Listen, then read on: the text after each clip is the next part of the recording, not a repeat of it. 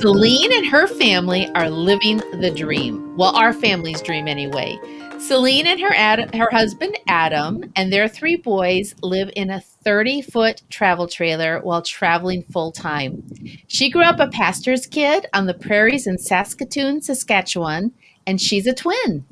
After Bible school, she and Adam moved their family to Southwest Florida to work at a church until 2018 when they made the decision to sell everything, homeschool, and live and travel in an RV.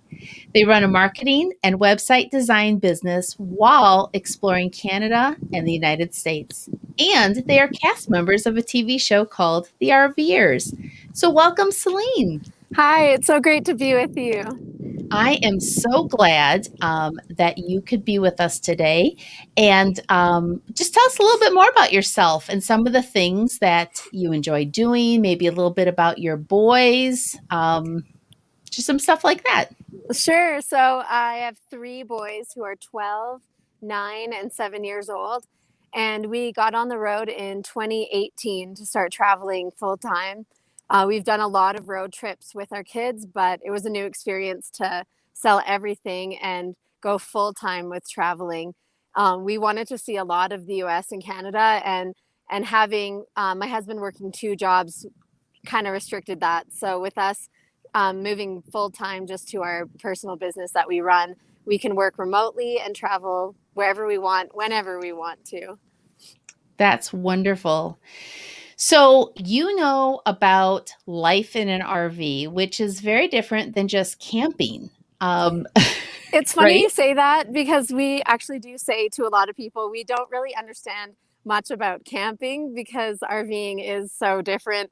We did feel that we camped a few times with our first year of traveling because we had an RV that didn't work very well. It was just to get by for the first year. So we had trouble with the shower, for instance. We didn't have a proper battery that we could run off of, and things that we were kind of clueless when it came to RVing originally. So when we tried to boondock with that trailer, it definitely felt like we were camping. But Okay. we've moved into a better trailer now, and we have proper water, and we even have solar power, so we can go off grid and still feel like we have all the amenities and everything that we need. Oh, that's wonderful. So, deciding to sell it all and downsize into an RV is kind of an extreme decision. What led you to decide to do that? Well, I feel like we kind of set ourselves up for it in a roundabout way, even though it was not really what our plan was, because we did sell everything when we moved from Ontario to Florida. And so that was already a big adjustment because we really didn't want to bring a lot with us all the way down there. So we started fresh there. And then we decided to leave Florida and get on the road because we realized more and more, even over that move, that all of our stuff that we had little importance to us, that really Mm. it was all the experiences that we were going to have, and all of the family time we'd spend together that was more important to us. And one of the major situations that happened was Hurricane Irma. When it came, we all packed up whatever we could in our vehicle and evacuated from Florida. And that was really what hit us the most at that point, was what we realized: everything we have in our vehicle is likely what's most important to us. And if we lost everything else, like, what really matters right now? So that was really the turning point where we started to consider it more. That's interesting. And I mean, what a great progression, but what a gift that you could come to that realization without actually losing stuff and That's making the true. choice. Fortunately, we had no damage to where we were staying. We were renting a place, but Yeah. all of our stuff ended up being safe. But more and more, we just realized all of this stuff, like, we enjoy we enjoy it, but we would enjoy traveling a whole lot more and Yeah. having just a little tiny home to bring with us wherever. It's amazing because some people will say, I don't really like traveling and I'm really a homebody, but we can really be both because our home is always with us. So no matter where we are, we just go back into our home and we're home. So Yeah. yeah. So tiny house, huge front yard. Yeah, exactly. I love taking pictures out of the window when we're inside our trailer or opening our front door and just snapping a picture because it's so cool to see our front door and our view from our windows change Yeah. everywhere. That's really neat. So when you made this decision and you called up and said, "Hey, mom and dad, we're going to make this lifestyle change," how did your families react?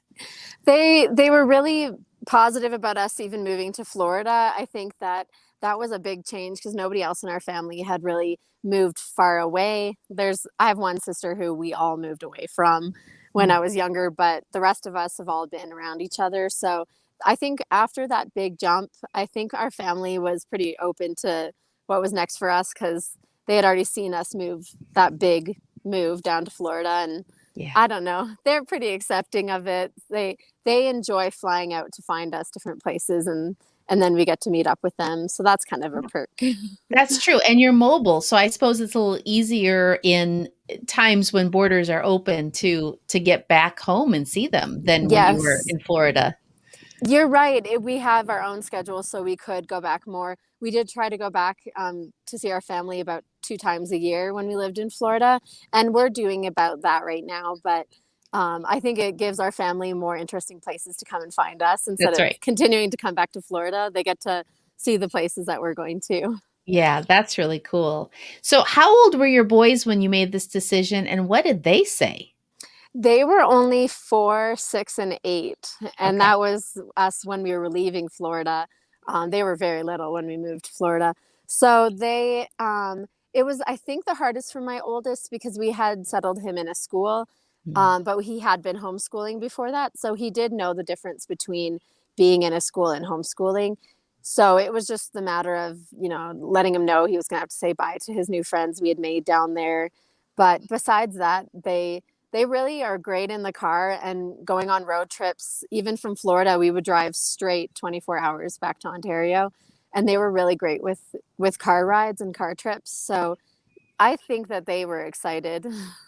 And do they make friends quickly when you're in different campgrounds? Are they getting Hmm. along really well and being good friends? How has that played out? Definitely. Yeah, definitely. There are so many families doing what we're doing, and I never realized that till we started traveling.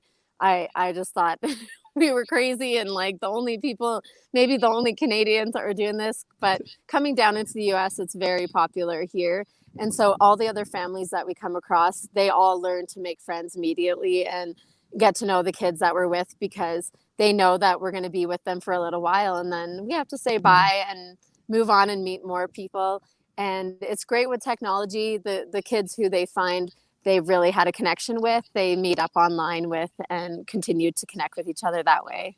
That's fabulous. And recently I heard about an app, I don't even know what it's called, but where it's almost like Facebook for RVers where you can track each other and see if you're going to be in a campground near each other. And, so I suppose you got a little bit of Hmm. of saying, "Hey, we'll be 20 minutes apart. Let's meet for lunch at a picnic park or something." Yeah, there are, I believe, a couple of apps. I have one that I haven't really tried out very much. There's another one that we got connected with through the RVers TV show, and it's an app called, it's a group called Our Village. And you can check in that app whenever you get to a new spot, and then the people in that group will see where you are. But for now, I find the most effective way to meet up with people is actually just following different families through Instagram. Okay. Yeah, we end up meeting up with people that way. Yeah, that's fun. So you downsized further, but did you truly actually get rid of everything, or did you put stuff in storage because you weren't sure if this would be an always and forever thing that you would love to do? Yeah, we sold all of our furniture and all of our bigger items that we weren't going to move back to Ontario because when we left Florida, we had to relocate our things back to Ontario since we were just on a visa. Mm. So we put boxes of sentimental things into both my mom's basement and Adam's parents' house. So we basically have 2 closets worth of boxes, and that's all that we have. We sold everything else. Okay. So wow, but you've ended up loving it. So for now, is this something you'll do for the foreseeable future? Yeah, there is no end to this right now at all. As long as it works for our family, we're going to continue doing it. There's no reason for us to stop. We just love it. That's exciting. That's really fun. So, what was the hardest thing to walk away from? You mentioned for your son leaving school and friends, but what was the hardest thing for you? It was hard for me because I had seen our future in Florida, so it was such a big adjustment to move down there. So I had to Mm. start settling myself there and getting situated and find a new group of friends and other moms with kids and our church. We were really settled in there. So I think um, realizing that we had to start all over again and just kind of restart and have a new foreseeable future, that was a bit of an adjustment. But Mm. getting into it now, I'm so happy we made the decision. I would not go back. That's great. So how do you find meaningful community? And you mentioned church, you mentioned friends that you grab coffee with. How does that translate to this sort of nomadic lifestyle where you're moving around? I feel like there are so many people doing this that we've all made ourselves our own little community. We connect mostly online, but it's really interesting. We met up with a Canadian family last fall and spent a few months in British Columbia with them, and we ended up both meeting up down in Arizona just a month ago, and it was really special to us because we haven't met a lot of families that we've reconnected with, and now Mm. that we've been on the road this long, we've been able to reconnect with families. And same with traveling. We have friends all over the US and Canada. So it has been a lot of fun to map out our route to meet up with all these different people. And we would never have been able to plan to visit all of these friends in all these different places within these 2 years, 2.5 years we've been traveling. Yeah, especially if you'd been stationary in a house and Yeah. just trying to hit the road. And we met online and then got to meet in person. So I know you're already adept at doing that. It's true. And then we still feel like we have all of our close friends in Ontario where we lived before we went to Florida because of all of our trips back to visit there. We're still close with all of them. And it's special to me because I get to go back to where I grew up in the middle of Canada in Yeah. Saskatchewan. So it's special now because I've never made so many trips back there since I moved away in 2004. And now I get to go back there and see all my childhood friends each year that we plan to go through that part of Canada. It's really wonderful. That's neat. And your boys get to build memories based on what you knew. I mean, there's a connection there too. So Hmm. that's really cool. Yeah, they've made friends with the kids I grew up with who have now had their own kids and Yeah. they've met their families. It's been special. So fun. So you hit the road and everything was just exactly the way you dreamed it would be, right?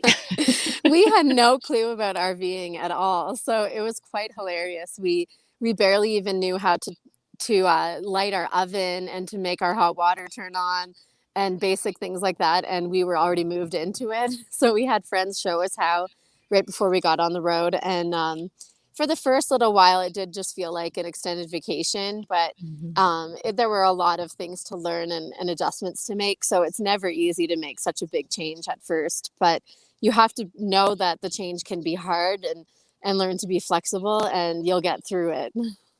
So is Adam mechanically inclined and does he think in terms of, repairs and he's able to do a lot of this because he's just that way, or did he have to really learn how to do these things? We are not mechanically inclined at all. We definitely have to be taught a lot. And we just got a newer trailer almost a year ago now. And we had to be taught how to use that one. And we have some good friends of ours with a connection with the TV show. And they've really taught us a lot more about our trailer that we thought we knew everything. But when it comes to boondocking and conserving water and making sure we don't overuse our power and save our power that we get from our solar and our batteries. There's a lot to learn that we still didn't know about.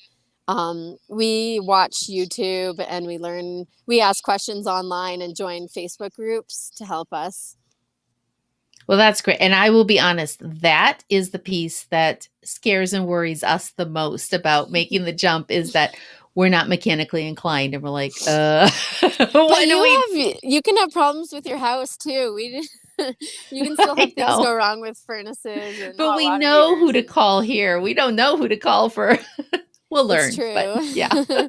Like we actually got a flat tire yesterday and we had to have help from AAA to even know where to go to get our tire. Like there's things that you know where to go to because you know the local places, but Yeah. where in somewhere brand new. So we didn't know what city would have tires for us or anything like that. But Yeah, there's always people around to help.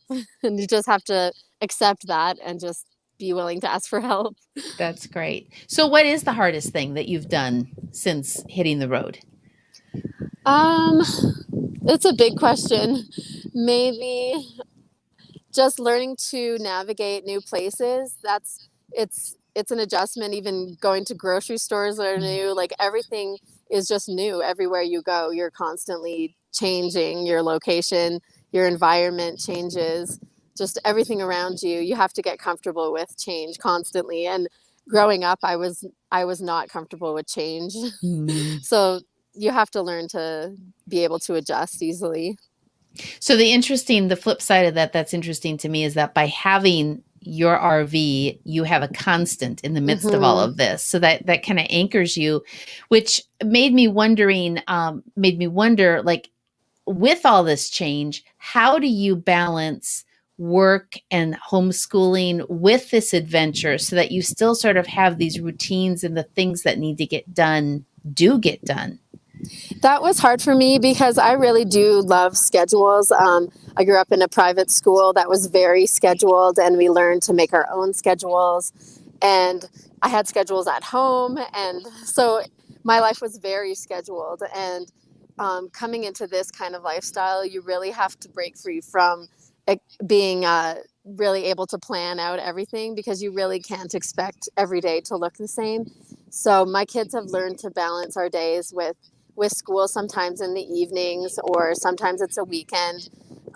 They know it's Saturday, but they know we haven't done school all week, so they'll catch up on a weekend. But we're learning through traveling as well, so I don't stress as much about the schoolwork and the books because of how much they're learning when we're out places. Yeah. But our schedule, it really fluctuates. So do you kind of look at the beginning of the week and say, here's what it's going to look like? Or do you wake up and say, I wonder what today's going to hold? A little bit of both, but it really depends on the area we're traveling to. And right now we're in Utah and we're visiting a lot of national parks. We're going to hit all five of them. So our goal here in this next month is to get to all the national parks. So we've put school as second to that, but that we do find time to do it. They were doing school this morning. Our kids are usually up and ready before we are. So they're hanging around in their room, and I usually have their school books put out the night before. So when they get up in the morning, they can go right to the table and start working. Because as soon as we say we're leaving, then they know they just have to stop, and we'll work on it in the evening time. But it's more like every week, I would say, because Okay. we move a little bit slower this year than we have in the past. So we stay Mhm. in the same area about a week. Okay. So that gives you a little more time to get into a slight rhythm. Yeah, it's a lot more comfortable. Our first year traveling, we didn't stay in one spot for more than 4 days. Ah, It was really intense. We wanted to get as many places as we could. yeah. And now we're slowing down a bit and enjoying each area a little bit more. Yeah. And that's a lot of work getting Hmm. everything hooked up and set up and all the takedown and whatever. I don't know It the lingo is. yet. Yeah, we've got a good routine with that, and our kids all have their part of what they have to put on their bed so things don't fly around in the trailer when we're driving. And they know how to um, put down and up the stabilizers of our trailer. And we even have Joel moving our vehicle away from the trailer when we unhitch it now. So he's really proud of that job because he gets to start the car and move it forward. So they're all That's getting new great. responsibilities. Yeah. Oh, that's wonderful. I can hear him going, "Yeah, I drive the car." Yeah. Although sometimes he's like, "Okay, Dad, which one is the brake pedal?" And it makes me a little bit nervous because I'm standing there like, "You better not drive that car away from here." That's right. He's just doing that to make you nervous. So you and your family are part of the show, The RVers. So tell me more about the show and how that came about. It really just fell into place with us traveling. We met up with some people that were in Eastern Canada, and we made friends with them. And then traveling down the East Coast, we ended up in Florida at a rally where we met up with these people again. And they told us that they were part of a show, and the producer of the TV show was at this same rally. So he connected with us, and we hung out for a few days with them. And right away, we just had an instant connection with him. And he told us that for the TV show he was producing, that he had a few couples that traveled full time, but he didn't have any families that he had connected with yet. So we just happened to be the first family that we met and that he had met. And we had such a good connection right away that they just asked us if they could interview us for the show. So we were fine with that. And it worked out that we were all in that place in Florida at the same time. So they interviewed us, and we told them we would help with online footage and YouTube for the show. And that went on for a while, and eventually they asked us to be hosts of the show. And now they've put out a few seasons, so we're working with them and filming more, and it's been really exciting.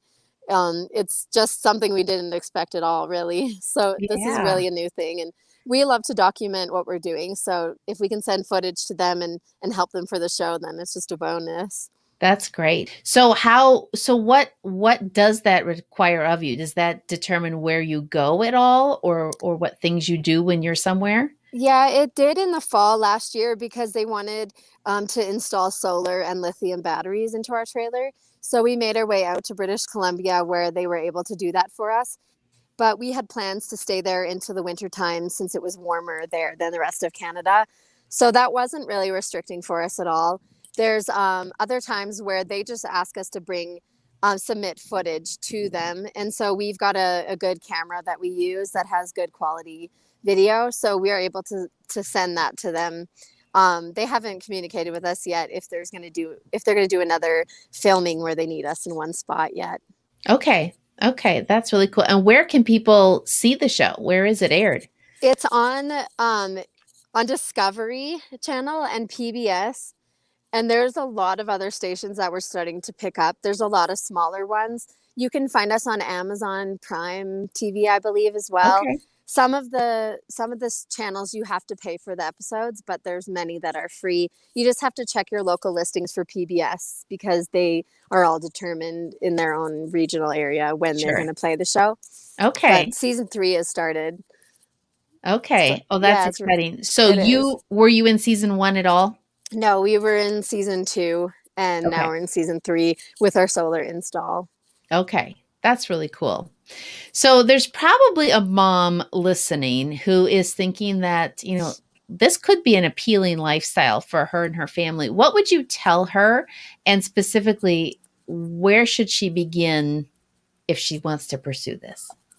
Well, if you still have a house and you have a lot of stuff, it would be good to start learning how to purge everything, and learn how to let things go to start with. And it would be good to connect with other people who are doing this right now through website like Facebook groups and things like that that they can ask questions and take each step one at a time. It's a process, and it does take a lot of change to make it work. But if you're willing to do it and you know that your kids are up for it, it's really, really worth it.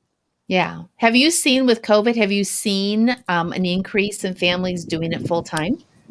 We see people on Facebook all the time in the Facebook group I'm a part of posting and saying that they're starting out full-time traveling, and people are saying that because their kids are at home already, they're basically homeschooling. So it's not going to be much different than going on the road and homeschooling on the road. Yeah.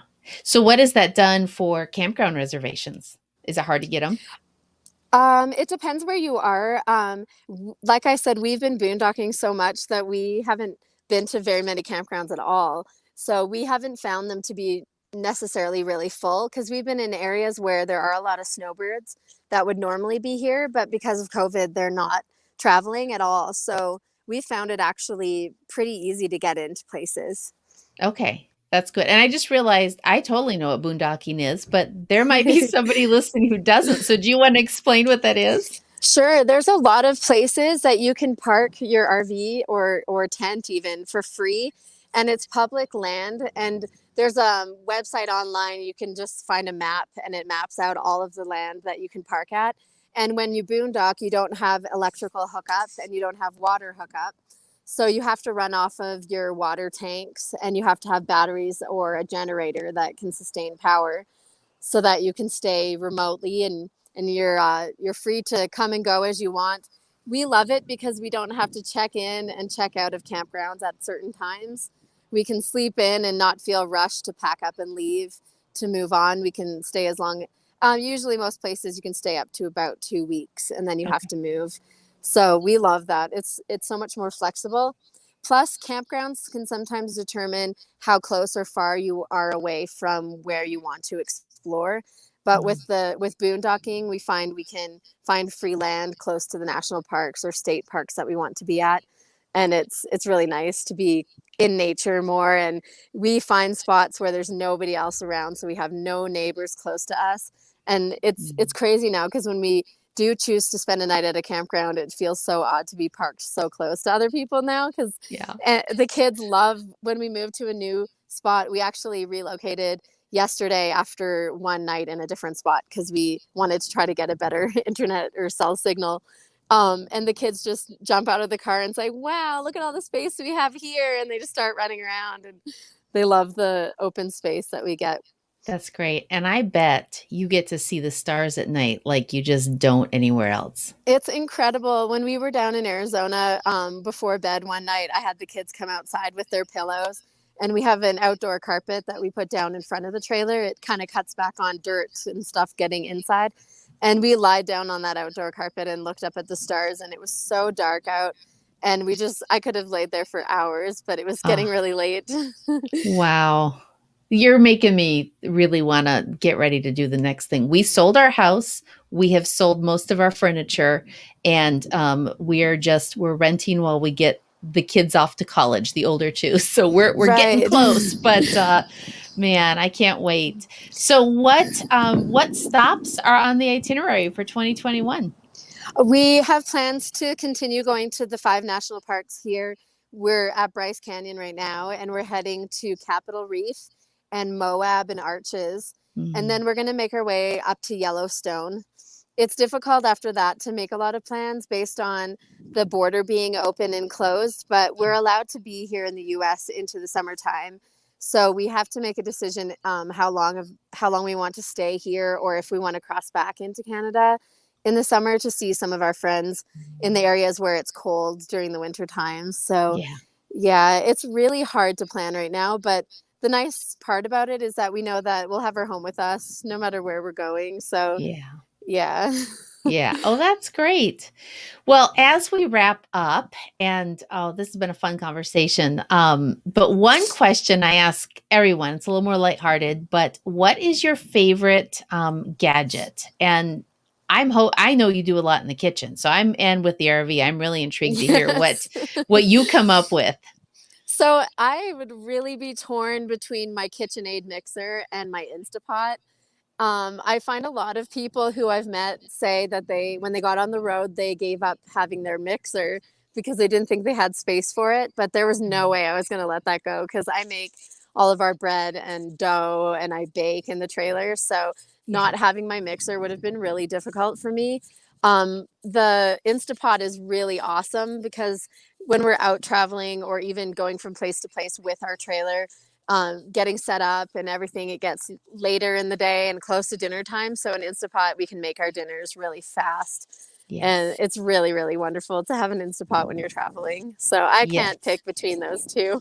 Yeah, well, you use your mixer, so that's the huge difference. For Yep. most people, it's a decoration on the counter to be used Yes. at Christmas. So, but yeah, I have 3 instant pots, and sometimes I use them all. So, I'm so jealous. If I had room for more than one, I would, because I have to juggle cooking rice and then cooking my meat and all that. But I know there's right? a lot of meals I can do at one time. But yeah. Yeah. Well, that's fun. Well, how can people connect with you or connect with you personally or find social media accounts for the show? So I post mostly for the show, but we have our own personal Instagram that's connected with the show. So our Instagram is called the RVers Family. And that's also our name for Facebook and Twitter as well. And we're posting on all three of those accounts. So you Okay. could find us on there. Excellent. Wonderful. Well, I'm so glad that we were able to have this conversation, and I love that you're at the national park outside showing us. If anyone's watching this on the YouTube channel, that she's right in the middle of doing what she's living. So Yeah, it's we wonderful. just finished hiking for 5 miles, and the kids did so awesome. We were crossing through an area down in the canyon, and we passed two people who stopped and looked at us and said, "Hey, we just saw you at Zion hiking Angel's Landing." And my oldest son and I were doing that hike a few days ago, and now we're all up here. So it's kind of interesting that no matter where we go, we seem to run into other people. This has happened more than once, that That's people pass funny. us at another park and recognize us. Has anybody passed you yet and recognized you because of the show? No, but we were staying in a campground, and somebody saw our sticker on our RV window because we've got the RVers family on our car and our trailer. So they were looking us up online, and when we were checking out the next day, they came out to talk to us. That's And cool. yeah, it's kind of interesting. We're That's not quite fun. there yet, but I'm sure You'll it'll, get there. yeah. Just remember, I knew you before. That's true. Well, Celine, thank you so much for your time today, and we'll look forward to connecting with you further. Yeah, hopefully we'll see you on the road when you guys get going. It'll be That would be fun. awesome. All right, thank you. Thanks so much.